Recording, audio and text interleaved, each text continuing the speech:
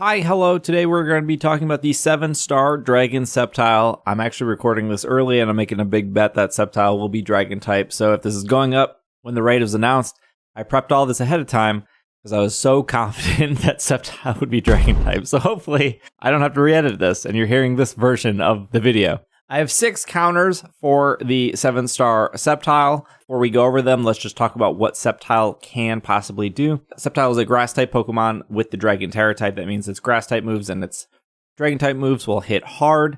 It is a mixed attacker, so it does have a 105 in special attack and an 85 in attack, but it has way more physical attacks compared to its special attacks. While I do expect to see maybe 1 or 2 special attacks, I do expect the majority of its attacks to be physical, and it also gets access to both Dragon Dance and Swords Dance to boost its physical power.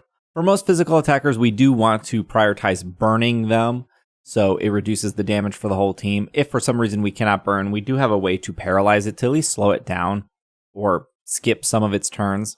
It does have the ability Unburden, but just like past 7-star raids, this ability will be completely useless. It needs to consume an item in order for Unburden to activate. And even for some reason, if they gave it an item, it would get faster, but it's already going to be faster than a lot of our Pokemon. We've seen this with Greninja and Cinderace and Delphox and Eevee. All of their abilities were useless in raids, so I don't think they would give it an item just to make its ability active. Again, they could, I suppose. Anything can happen, but it's not going to change the outcome of the raid really at all. Sceptile has really good coverage. I would expect it to have its signature move Leaf Blade, which does have a slightly higher chance of crit. That is a physical move. It also gets access to X Scissor, which has no increased chance for crit. I think people did because I think in Legends Arceus it had an increased chance, but it doesn't in this game. Good coverage though. It also gets one electric type move, Thunder Punch, which can throw a wrench in a couple things. It does get Rock Slide and Rock Tomb. We obviously get access to Dragon Dance, Dragon Pulse, Dragon Claw, and Outrage, although I don't really see it getting Outrage. I do see it maybe doing something like Leaf Storm, like how Charizard overheated at the beginning. I could see it using Leaf Storm or a strong special attack, 130, maybe using that once or twice. We also get access to Acrobatics, which is a strong hitting flying type move, and a couple fighting type moves like Low Sweep, Brick Break, Drain Punch. Overall, Sceptile does have really good coverage. Even though I mentioned all of those different types of moves, Sceptile does not learn a single poison type move or a single steel type move. This means that fairy type Pokemon will shine here, as none of those moves are super effective against fairy, and dragon type Pokemon cannot hit fairy Pokemon. I also do want to state that Misty Terrain does not boost fairy type attacks. It does have dragon type damage, but all of our Pokemon are immune to dragon type damage, so that's not something we really need to consider. On top of that, Misty Terrain does block status conditions, but we want to do status conditions to Sceptile, and Sceptile has really no way of doing status type conditions to us. We're just going to throw Misty Terrain out the window. It's something really not needed for this raid. Let's start with our first Pokemon, which is Grimmsnarl. Grimmsnarl is a dark and fairy type. I do suspect Sceptile to be a mixed attacker, but primarily a physical attacker. So we do have both Light Screen and Reflect. If Sceptile ends up having no special type moves, obviously we do not need Light Screen, but Grimmsnarl can set Reflect. That will give us 8 turns of physical moves being reduced for our whole team, and then we can control physical damage even more with Chilling Water. Spirit Break will be super effective and will reduce special type attacks just like Chilling Water, but Spirit Break is stronger. You get the stab because of Grimmsnarl's fairy type, and you get the super effective. So even though it might only have 1 or 2 special type moves, Spirit Break is great here. Again, if we don't see a lot of special type moves or no special type moves, we can replace Light Screen with Bulk Up or something like Play Rough, or even something like Taunt to stop possible Dragon Dances or Swords Dances. And if we already have other screeners, we can sub out the Light Clay for a Shell Bell to get health back. Grimmsnarl does hit pretty hard with a 120 base attack stat, and Spirit Break, like I said, being both super effective and getting the stab type bonus. If we do have somebody setting screen, we can always change the held items out here, but EVs are really simple here, 252 HP, 200 defense, and 56 in attack. You're just going to open with your screens, and then prioritize either Chilling Water or Spirit Break, depending on what Sceptile is doing to the team. Our next Pokemon is going to be Galarian Weezing, which you will probably have to transfer in from either Pokemon Go or Sword and Shield, because I don't think there's a way to get it in game. I believe this is a transfer. Now, like I said earlier, Misty Terrain is not going to be useful to us, especially because we do want to burn Sceptile. So we're actually going to go with Levitate. The main move that Sceptile could learn that could be a big hassle for Galarian Weezing would be Earthquake, and we get rid of that possibility by Levitating. The other ability Galarian Weezing gets is Neutralizing Gas, which shuts off everyone's ability. We don't want that either. We already discussed how Sceptile's ability will not be helpful at all during this raid, so there's no reason to shut that off. It's pretty useless compared to past 7-star raids, and we don't want to shut off our teammates' abilities because those are probably helpful. But Galarian Weezing does get access to a unique move called Strange Steam, which has a 20% chance of confusing, which Misty Terrain would prevent that. That's why we don't want Misty Terrain here. Galarian Weezing also gets access to one of my favorite moves, which is Acid Spray. So the other special attackers here will be able to do more damage. Acid Spray does work through the shield. If Sceptile gets out of control with either Swords Dances or Dragon Dances, we can Clear Smog that. Just make sure that you do know that Clear Smog also removes your Acid Sprays. If it opens up with like a Swords Dance, we will Clear Smog first and then we will Acid Spray. We also have Will-O-Wisp here to burn Sceptile. Now, Will-O-Wisp will not work, obviously, when the Raid Shield is up. Clear Smog and Acid Spray will still work because those are considered attacks. Will-O-Wisp is a status type move. We're putting the Zoom Lens on Weezing. That will make sure our Strange Steam does not miss. That's a 90% accurate move. Zoom Lens brings it to 100. Will-O-Wisp and Zoom Lens will bring that up to 100% accuracy as well. So none of our moves will miss with the Zoom Lens. Again, just like any of these builds, you could swap that out for a Shell Bell if you want to deal with RNG but prioritize healing. Galarian Weezing also gets access to Taunt, Haze, a couple other moves. We're going to do 252 in HP, 60 in defense, 164 in special attack. That should cover all of its moves. Open up with a Will-O-Wisp. You're going to possibly Clear Smog if there is any setup from Sceptile, but I do think Will-O-Wisp might be a priority there. Acid Spray to Terra, and then Strange Steam if their stats resets. Clear Smog to remove any stat buffs, go back to Acid Spray, then Strange Steam.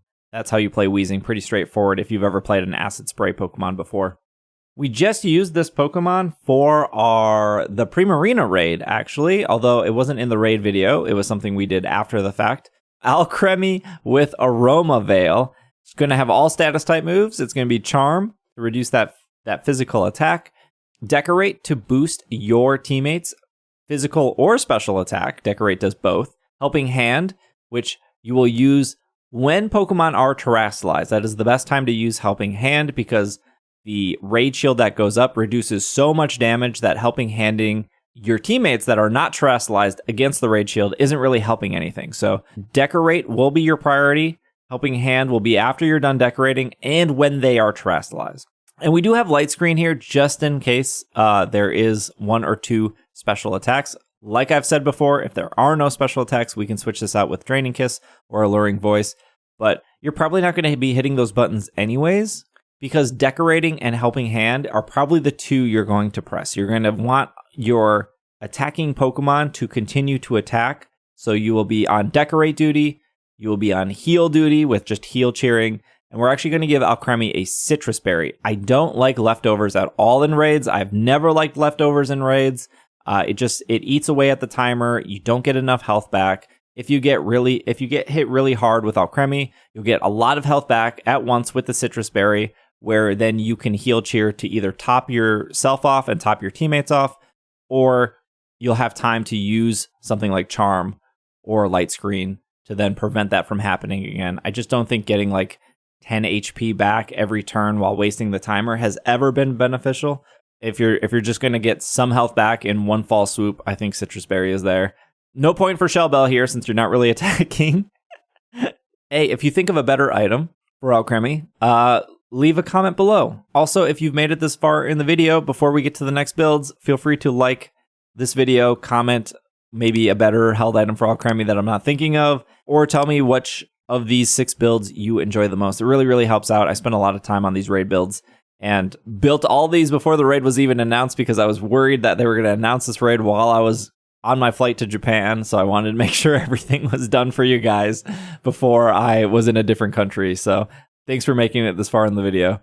Our next Pokemon is going to be Hatterene. We're going to put the light clay on Hatterene as well. But again, you could actually probably get away with a Shell Bell here.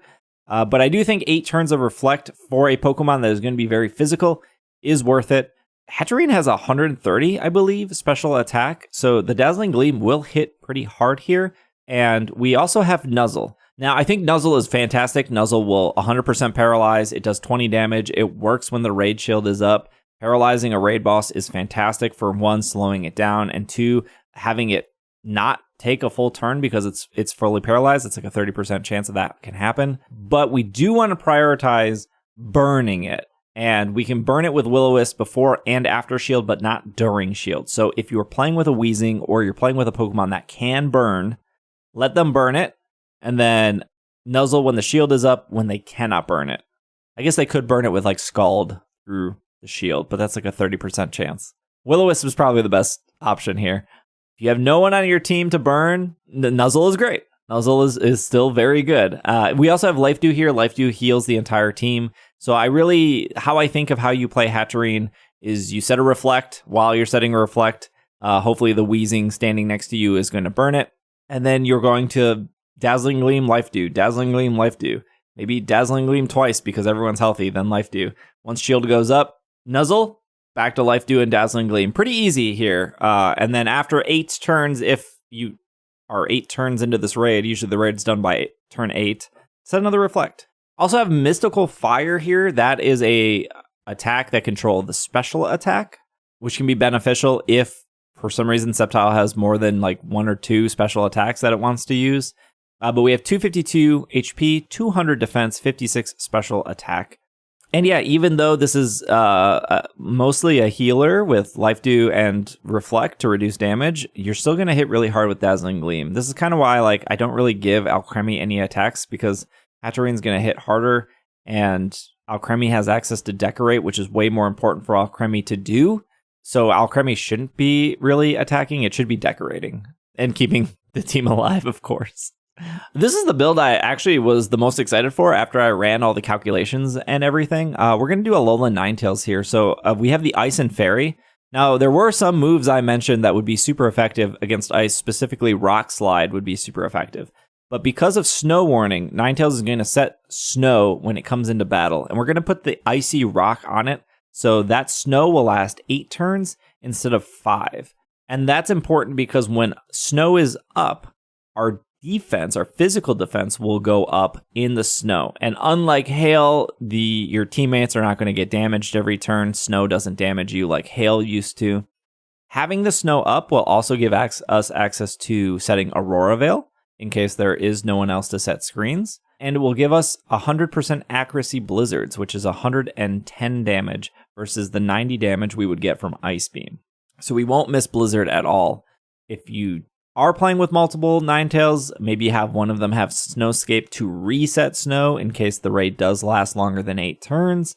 Chilling Water to control the physical attack. Nasty Plot to boost your special attack. This Ninetales should work really, really well sitting next to both Alcremie and Weezing. Weezing will be able to Acid Spray. Alcremie can Decorate you. You could just skip the Nasty Plot altogether, and then you're hitting super, super powerful Blizzards. We do want to go Stellar Terra type here, because if we go pure Fairy, we lose the defense from Snowscape, and if we go pure Ice, we are now opening ourselves up to way more weaknesses.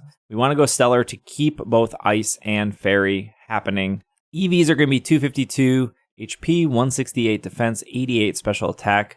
How I imagine playing Ninetales is if there's no one else to screen, you will Aurora Veil. If you do have screeners, you will just Chilling Water 3 times, and then you'll be able to Terrastallize and start using Blizzard. I wouldn't Nasty Plot at all until after stats are reset. I think getting to Terrastalization faster is better in these raid instances. There's some exceptions to that, but because raid bosses normally reset your stats pretty early on, I don't think it's worth wasting a turn to Nasty Plot. I think just Chilling Water, control that damage from Sceptile, get you to Terra faster, wait for the stat reset, then Terrastallize, nasty plot Blizzard. Or you don't have to nasty plot at all, because Alcremie should be able to decorate you to the heavens, and you'll do a bunch of damage that way.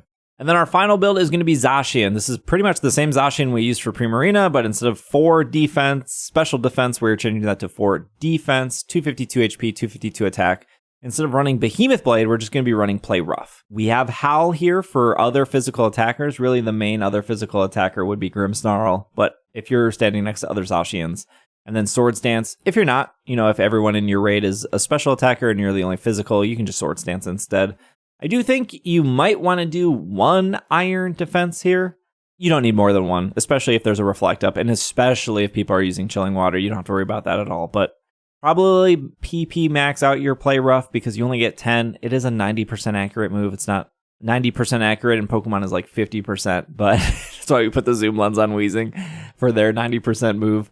Nothing can match the damage output of Zacian. Zacian just hits so hard with its ability Intrepid Sword, gets access to Swords Dance. You get the same type attack bonus with the Fairy. You get the super effective with Play Rough.